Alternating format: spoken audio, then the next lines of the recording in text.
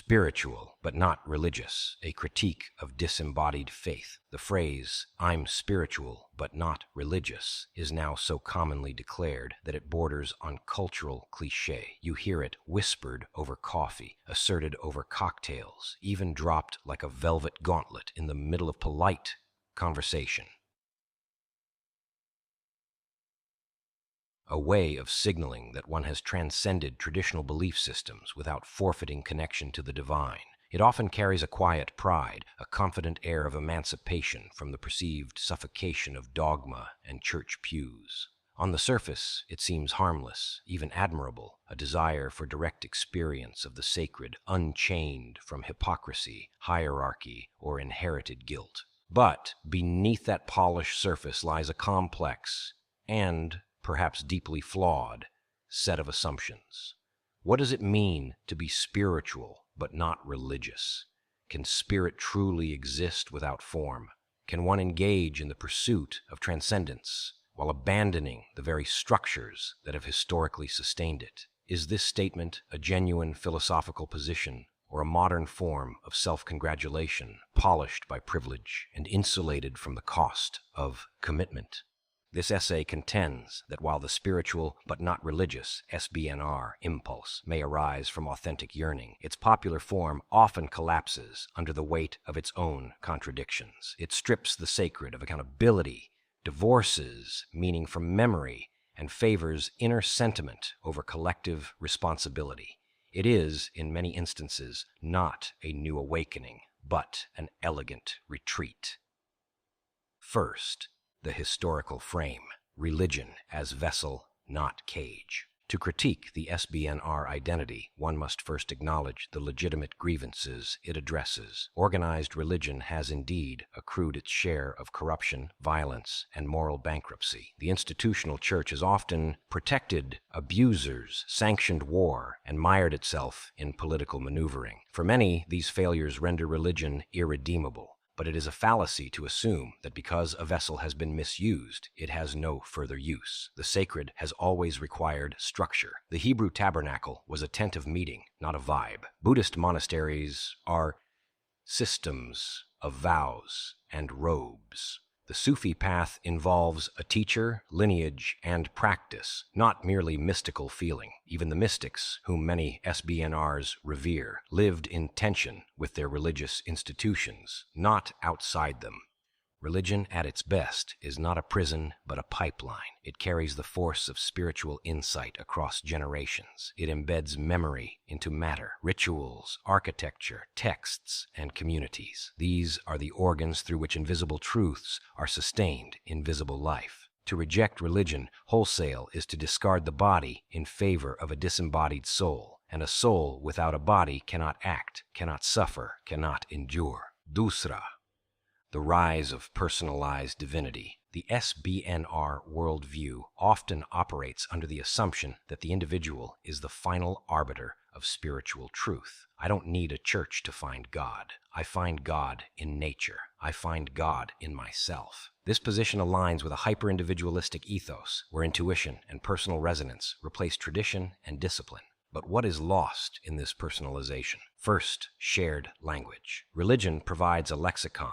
Prayer, sin, grace, sacrifice, mercy, through which deep inner experiences can be named and interpreted. Without that language, the spiritual becomes increasingly ineffable, eventually shrinking into the merely emotional. Second, community. Religion binds people together through story, song, and suffering. When spirituality is privatized, the self becomes the primary temple, and one rarely excommunicates oneself. Accountability erodes. Spirituality becomes whatever one wants it to be, which often means whatever is easiest to bear. Third, transcendence. Ironically, in its pursuit of liberation, SBNR often fails to lift the soul out of the ego. A spirituality without cost, without doctrine, without tradition, often resembles nothing more than the self reflected back in soft light. It risks becoming a spiritualized narcissism. Third, the religion of self-soothing. Many SBNRs genuinely seek healing from spiritual trauma. They may have fled abusive religious upbringings or escaped doctrinal systems that crushed their questions. But healing requires not only escape, It requires structure, direction, and discipline. The problem is that much of modern spiritual but not religious practice is structured less like a pilgrimage and more like a spa. Yoga, crystals, manifestation journals, breathwork retreats, while potentially meaningful, these are often curated more for wellness than for worship. The sacred is filtered through the logic of consumer experience. It must comfort, not confront. It must be beautiful, not burdensome. This commodified spirituality lacks the grit of confession, the rupture of revelation, or the terror of the numinous. True religion has never promised to make us feel good. It has promised to make us holy. And holiness is not always calming. It is often disruptive. Isaiah fell to the floor. Moses trembled. Even Jesus wept blood. The pursuit of transcendence may bring peace, but first it brings fire. Spirituality without religion often forgets this. It sells candles instead of conviction, and so it loses the dark wood of the soul, where transformation begins. Fourth, the memoryless God. Religion is collective memory. It is the living story of people who wandered, doubted, wept, rebelled, sang, and returned. It is what connects a boy in modern-day Gaza to the psalmist in exile. It links the cries of enslaved Africans to the Hebrews in Egypt. It allows a broken woman in recovery to read the story of Mary Magdalene and see her face. But personalized spirituality without tradition, suffers from amnesia. It does not remember Sinai or Calvary or Mecca. It floats, detached from time and place, grounded only in one's current mood. The divine becomes not a being, but a sensation, an experience that must be chased and curated. There is no calendar, no feast, no fast, only vibes. This is not a recipe for resilience. It is not a faith that can withstand suffering. When hardship comes, as it will, the SBNR believer may find themselves without scaffolding, without story, without song. The clouds do not remember, but the Psalms do. Aindam, the rejection of authority. Perhaps the core animating force behind SBNR is the rejection of spiritual authority, and this is understandable. We live in an age of failed leaders, false prophets, and broken institutions. Who dares trust a priest, a preacher, a pastor, a rabbi? But not all authority is tyranny. Tradition is a kind of authority. So is history. So is language. So is the voice of someone who has gone deeper into the cave than you have. The desire to be free of all spiritual authority often conceals a fear of spiritual transformation, because real change requires submission, not to a tyrant, but to a process, a rhythm, a wisdom beyond oneself. Even Jesus, who is often claimed by the SBNR crowd as a kind of anti-religious guru, was a man of Torah, festival, and form. He did not float on a cloud of enlightenment. He taught in synagogues. He prayed set prayers. He went to the temple. He submitted, not to foolishness, but to form. To reject all spiritual authority is not to be free. It is to be lost, because in the wilderness there are many voices, and some of them lie. Shasti, the empty altar. One of the most haunting features of the SBNR worldview is its silence in the face of suffering. Without theology, without eschatology, without the cross or karma or judgment, there is often no place to put evil. Pain is reframed as lessons, injustice as vibrational misalignment.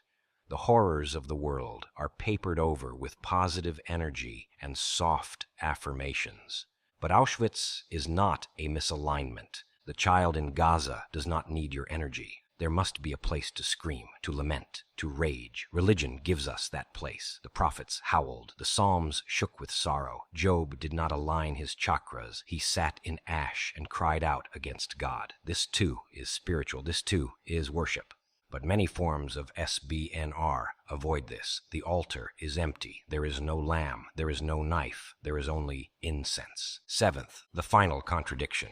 At its heart, the phrase spiritual but not religious attempts to retain the essence of faith while discarding its form. It wants God without the name, truth without doctrine, community without commitment, ritual without repetition, sacrifice without blood. But form is not the enemy of essence. It is its delivery system. No one says, I love music, but I reject notes. Or, I believe in justice, but not laws. The dance requires steps, the poem a meter, the prayer a frame. Spirit without form is mist, and mist cannot carry weight. It cannot be passed on, it cannot be built upon, it cannot bleed, it cannot rise. Religion, for all its failures, is how the soul learns to walk.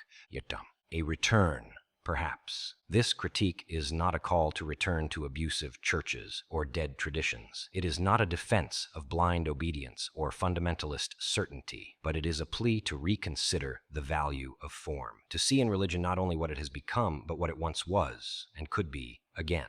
To be religious is not to be naive. It is to place oneself in the company of the saints and sinners who have gone before. It is to walk paths worn down by centuries of pilgrims. It is to kneel, not because the kneeling feels good, but because you believe there is something worth kneeling toward. If you are spiritual but not religious, ask yourself, what exactly is your spirit pointing toward? And how will you follow it day after day when the wind dies down? If your fire goes out in the night, will your candle have a name? Divyati. Conclusion. Re-enfleshing the sacred. In a world of increasing isolation, rising anxiety, and spiritual confusion, the hunger for meaning is real and urgent. The popularity of SBNR is not evidence of decay, but of yearning. People still want God. They still seek beauty, transcendence, healing, awe.